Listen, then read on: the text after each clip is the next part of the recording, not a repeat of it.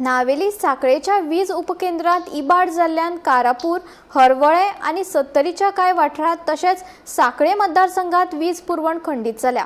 या वाठारांनी फांतोडे सावन वीज पुरवण बंद आसा। वीज पुरवण परतून हाडपाचें काम सध्या झुजाच्या पावंड्यार सुरू आसा।